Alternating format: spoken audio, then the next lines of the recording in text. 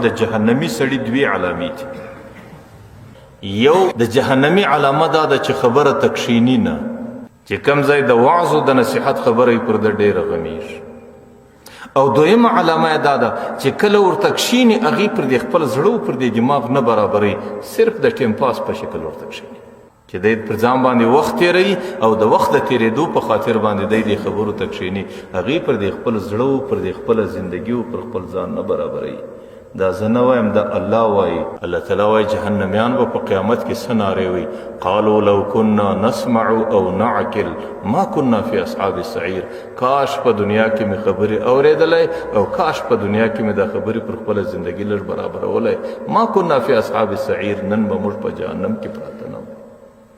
نو د جهنمي یوه علامه دا وي چې هغې خبره ته نه کښېني او که چیرې خبره پر غمیږي د نصیحت برداشت نه لري.